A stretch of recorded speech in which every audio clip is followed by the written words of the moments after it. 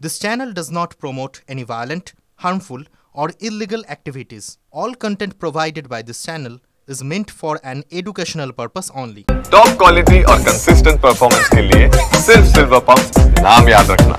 এবার যুদ্ধের আপডেট আপনাদের জানাবো। তেহরানে ইরানের অস্ত্রভান্ডার টার্গেট করলো এবার ইসরায়েল। ইরানের অস্ত্রভান্ডারে আইডিএফ এর এয়ার স্ট্রাইক, সেখানে ভয়াবহ বোমাবর্ষণ, ধ্বংস ইরানের বহু মিসাইল, এমনটা আইডিএফ এর দাবি। পশ্চিম ইরানেও জোরদার হামলা চালিয়েছে ইসরায়েল। হামলা চালিয়েছে আইডিএফ এর 20টি যুদ্ধ বিমান, 30টিরও বেশি ক্ষেপণাস্ত্র সেখানে আছড়ে পড়েছে। ইরানের রেডার ও স্যাটেলাইট সাইট ধ্বংস হয়ে গিয়েছে বলে ইসরায়েলের তরফ থেকে দাবি করা হয়েছে। আমার সহকর্মী তেল আভিভ থেকে আমার সহকর্মী মনীষ ঝা সেখানে রয়েছে, সেখানকার পরিস্থিতি আমি সরাসরি জানবো মনীষের কাছ থেকে। মনীষ, टिकट का पेमेंट किसने दिया है? सब इंडियन गवर्नमेंट की तरफ से है। तो भारत सरकार ने दिया है। हाँ, हम लोग ग्रेटफुल हैं, हम लोगों को लेके जा रहे हैं।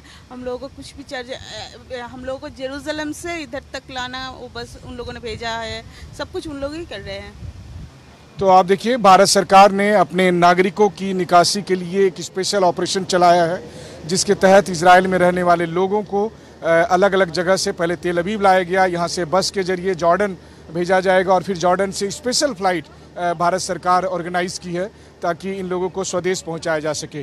तो ये भारत की सरकार अपने नागरिकों के लिए कोशिश कर रही है। हालांकि इजराइल में दुनिया के दूसरे और देशों के नागरिक हैं और उसमें से बहुत से अभी भी इस तरह के दूसरे सरकार के रेस्क्यू ऑपरेशन का इंतजार कर रहे हैं। कैमरामैन रोहित के साथ मनीष झा, TV9, तेल अवीव, इजराइल।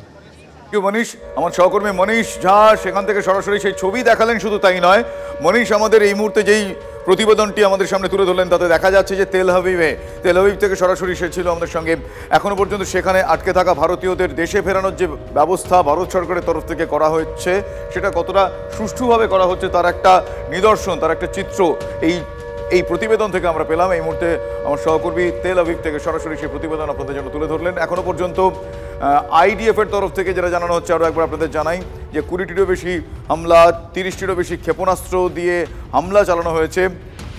এখনো পর্যন্ত ইরানের রেডার এবং স্যাটেলাইট সাইট ধ্বংস করে ফেলেছে ইসরায়েলের তরফ থেকে এমনটাই দাবি, আইডিএফ এর তরফ থেকে এমনটাই দাবি। তেহরানে ইরানের অস্ত্র ভান্ডারের টার্গেট করেছে ইসরায়েল। এই মুহূর্তে হানা পাল্টা হানা তীব্রতর হচ্ছে ইরান ইসরায়েলের এই মুহূর্তে সংঘাতের পরিস্থিতি।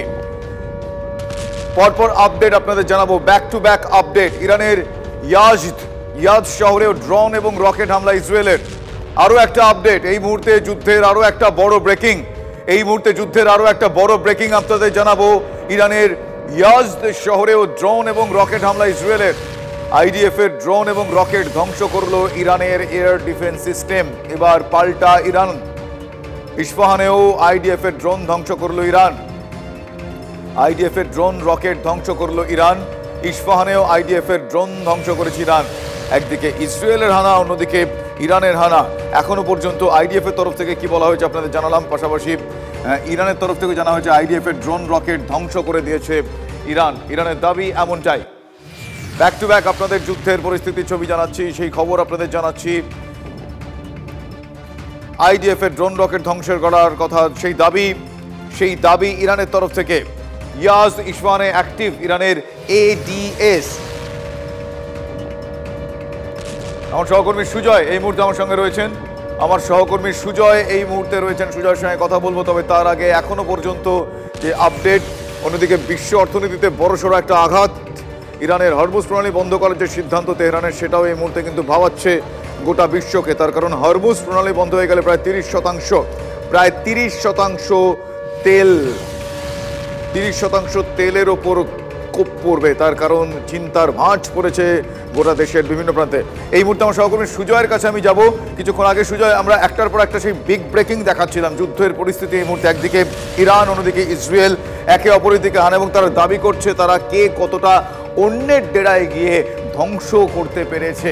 এখনো পর্যন্ত কি আপডেট রয়েছে তোমার লেটেস্ট? কোন ক্ষেত্রে কোন দাবি তাদের তরফ থেকে করা হচ্ছে, একটু ডিটেলে জানতে চাইব।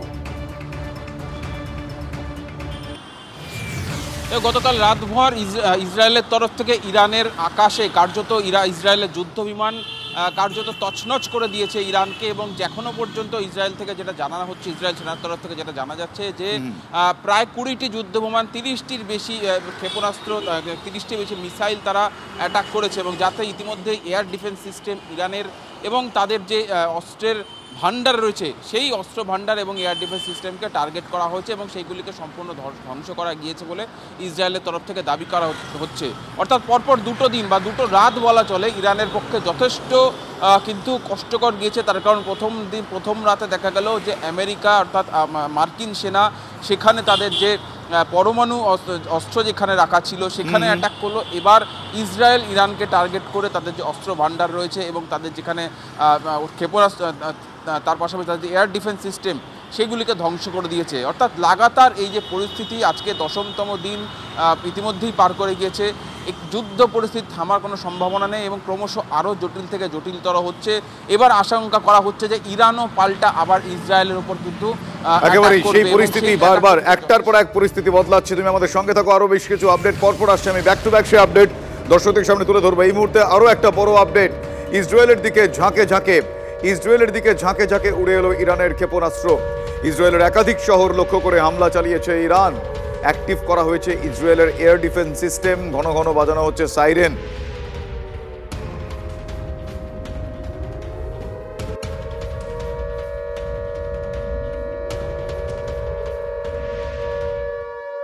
ইসরায়েল শুরু করেছিল অপারেশন রাইজিং লায়ন আর আমেরিকার অপারেশন মিডনাইট হ্যামার। আর সেই মিডনাইট হ্যামার কি তৃতীয় বিশ্বযুদ্ধের ডঙ্কা বাজিয়ে দিল? এই প্রশ্ন কিন্তু এখন সত্যিই সামনে এসেছে। I want to thank and congratulate Prime Minister Bibi Netanyahu.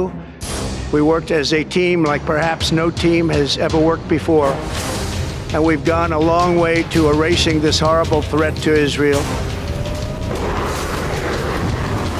Congratulations, President Trump.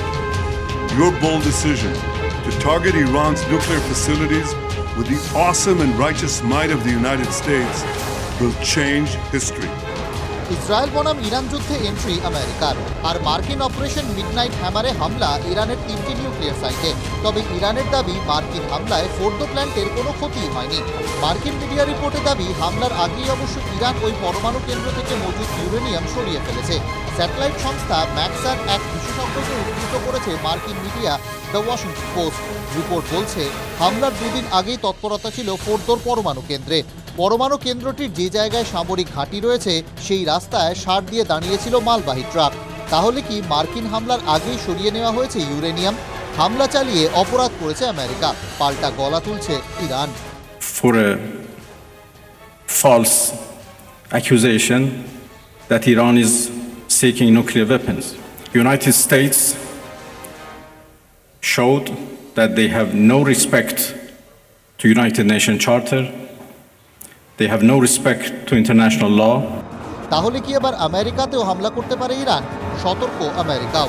আমেরিকার গুরুত্বপূর্ণ এলাকাগুলিতে অ্যালার্ট জারি করা হয়েছে। ট্রাম্প বলেই দিয়েছেন হামলার এখানেই শেষ নয়। Many targets left. Tonight's was the most difficult of them all, by far, and perhaps the most lethal. But if peace does not come quickly, we will go after those other targets with precision, speed, and skill.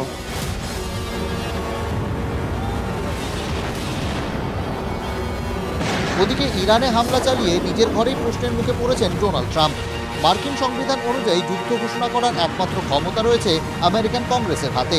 কংগ্রেসের অনুমোদন না নিয়েই হামলা চালানোয় তাই বিরোধীদের অনেকেই আঙুল তুলছেন ডোনাল্ড ট্রাম্পের দিকে। But it is so grossly unconstitutional. All of you know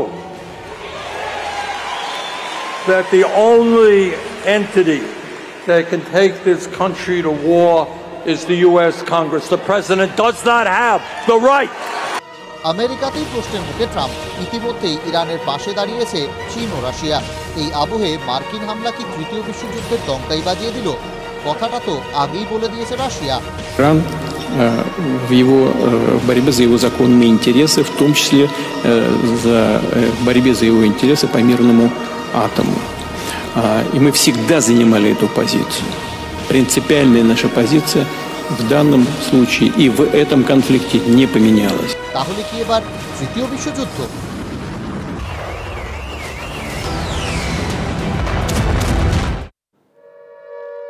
ফলে বুঝতেই পারছেন এই মুহূর্তে যুদ্ধ পরিস্থিতি কতটা ভয়াবহ আকার ধারণ করছে। ইসরায়েলের তেল আভিভ থেকে সরাসরি আমার সহকর্মী মনীষ ঝা সেখানে ওয়ার রিपोर्टिंग সরাসরি লাইভ तेल अवीव तक देखो। इजराइल का जो एयर स्पेस है वो बंद है, इजराइल का एयरपोर्ट बंद है और ऐसी स्थिति में भारतीयों की सुरक्षित निकासी के लिए जो इजराइल के पड़ोसी मुल्क हैं, जॉर्डन है, इजिप्ट है, उनसे भारत सरकार ने अलग से बात की।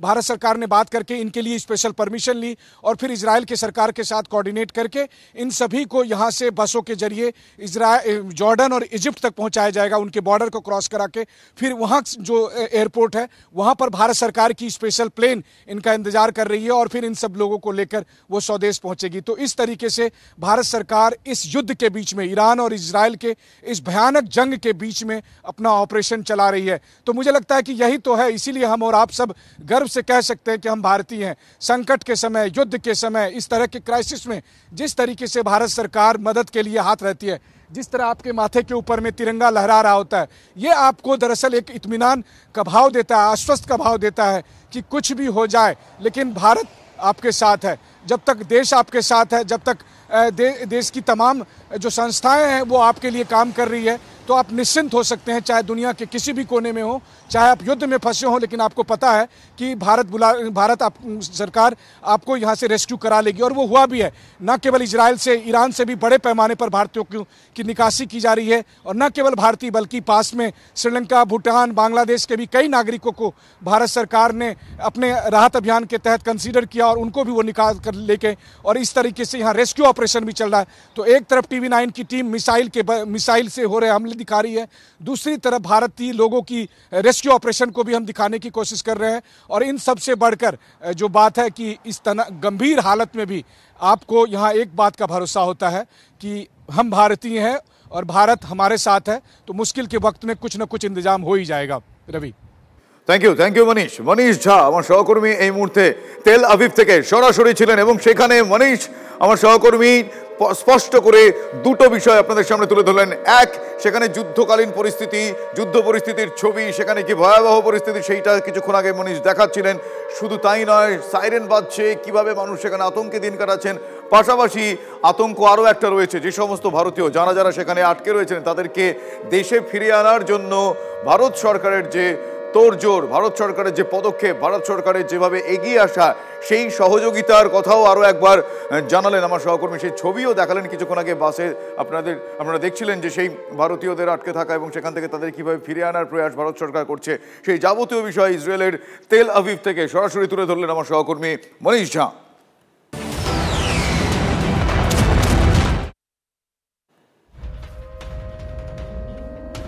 হরমুজ প্রণালী এই মুহূর্তে অত্যন্ত গুরুত্বপূর্ণ একটা বিষয়। হরমুজ প্রণালী বিশ্ব অর্থনীতিতে বড়সড় আঘাত এবার ইরানের। তার কারণ হরমুজ প্রণালী বন্ধ করার সিদ্ধান্ত তেহরানের। ইরানের পার্লামেন্টে প্রস্তাব পাশ, চূড়ান্ত সিদ্ধান্ত নেবেন ইরানের সর্বোচ্চ নেতা খামেনেই। ইরানের এই পদক্ষেপে জ্বালানি তেলের দাম বাড়তে পারে আশঙ্কা, এমনটাই। ইরানের এই সিদ্ধান্তের বিরুদ্ধে আমেরিকা কঠোর ব্যবস্থাও নিতে পারে, কিন্তু ভারতে এর প্রভাব খুব বেশি পড়বে না, পেট্রোলিয়াম মন্ত্রী সরাসরি তা জানিয়ে দিয়েছেন। হরমুজ প্রণালী দিয়ে কিন্তু ভারতবর্ষের 2/3 তেল সেটা ভারতবর্ষে আসে এবং তেলের যে আমদানির খরচ, সেই খরচাটা কিন্তু বেড়ে যাবে। তার কারণ হচ্ছে যদি তেলটা অন্য রাস্তা দিয়ে আসে তাহলে কিন্তু ট্রান্সপোর্টেশন কস্ট, বিমার খরচ, এগুলো সব বেড়ে যাবে। এবং এটা আমরা বলি যে রাশিয়া থেকেও তেল কিনছি, বাট রাশিয়া থেকে 38% তেল কিনছি, সেটারও ট্রান্সপোর্টেশন কস্ট বেড়ে যাবে। তো ওভারঅল আমরা যদি দেখি যে এটা কিন্তু ভারতবর্ষের যে অর্থনীতি, সেই অর্থনীতিতে কিন্তু একটা বিরূপ প্রভাব ফেলবে। সরকারের যে কোষাগার, সেই কোষাগারে টান পড়বে। আমাদের যে বিদেশি মুদ্রার ভান্ডার, সেটা সংকুচিত হবে। দেখুন, সরকার তেলের দাম বাড়াবে কিনা সেটা আলাদা প্রশ্ন, কিন্তু সরকারের তেল আমদানির খরচ যেটা, সেটা তো বেড়ে যাবে।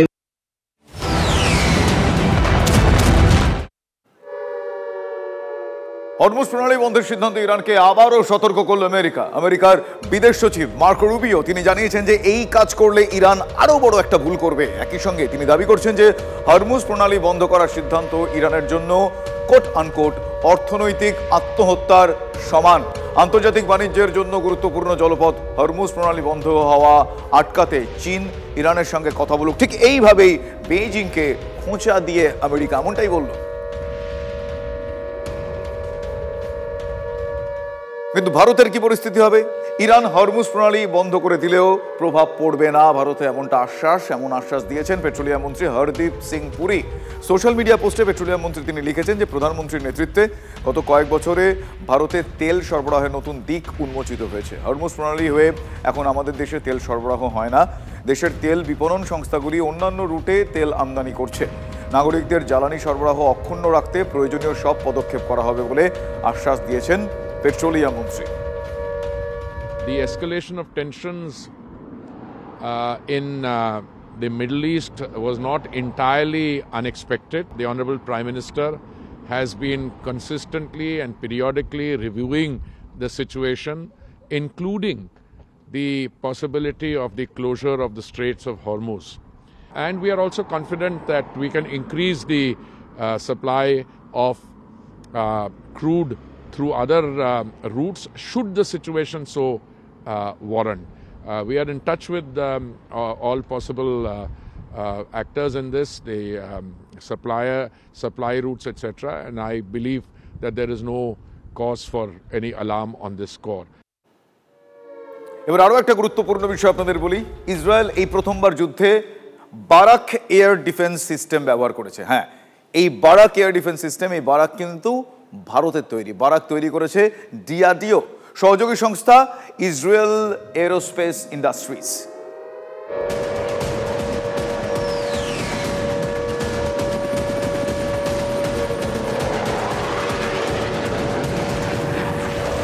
অপারেশন সিঁদুরে মেড ইন ইন্ডিয়া ওয়েপনের কামাল দেখেছিল গোটা দুনিয়া। এবার পশ্চিম এশিয়ার যুদ্ধেও তার পুনরাবৃত্তি। আর যে ইসরায়েল, যাদের এয়ার ডিফেন্স সিস্টেমের এত নামডাক, তারা পর্যন্ত যুদ্ধে ভারতে তৈরি অস্ত্র ব্যবহারের ভিডিও প্রকাশ করে জানিয়েছে দারুণ কাজের জিনিস। ইরানকে ঠেকাতে আমরা আরও ব্যবহার করব এই ধরনের অস্ত্র। কি অস্ত্র? তার আগে বলি, ইসরায়েলি সেনা মূলত 4টে এয়ার ডিফেন্স সিস্টেম ব্যবহার করে। শর্ট রেঞ্জে নিজেদের তৈরি আয়রন ডোম ও আমেরিকার দেওয়া থার্ড, মিডিয়াম রেঞ্জে ডেভিডস, স্লিং আর লং রেঞ্জে অ্যারো। আইডিএফ প্রথমবার যুদ্ধে বারাক এয়ার ডিফেন্স সিস্টেম ব্যবহার করলো, যা কিনা ভারতের হাতে তৈরি। বারাক তৈরি করেছে ডিআরডিও, সহযোগী সংস্থা ইসরায়েল এরোস্পেস ইন্ডাস্ট্রিজ। অপারেশন সিঁদুরে ভারতীয় সেনাও এই বারাক ইউজ করে। পাকিস্তানের জঙ্গি ঘাঁটিতে ভারতের এয়ার স্ট্রাইকের পর পাক সেনা দিল্লিকে টার্গেট করে ফাতা 2 মিসাইল ছোড়ে, কিন্তু বারাক সেটাকে হরিয়ানার হিসারের আকাশেই ইন্টারসেপ্ট করে মাটিতে নামিয়ে দেয়। এই সাফল্য দেখে উৎসাহিত হয়ে ইসরায়েলি সেনা যে ইরানি ড্রোন নামাতে বারাক এয়ার ডিফেন্স সিস্টেম ব্যবহার করছে তা পরিষ্কার। বারাক এয়ার ডিফেন্সের মূল ফিচারগুলো কীরকম? বারাক হলো short to medium range missile defence system. 30 থেকে 150 কিলোমিটার পাল্লার মধ্যে কাজ করে। মিসাইল, ড্রোন, যুদ্ধ বিমানকে চিহ্নিত করে আকাশে ধ্বংস করতে পারে। শব্দের চেয়ে বেশি গতির মিসাইলকেও মাটিতে নামাতে পারে Barack. Bureau report, TV9 Bangla.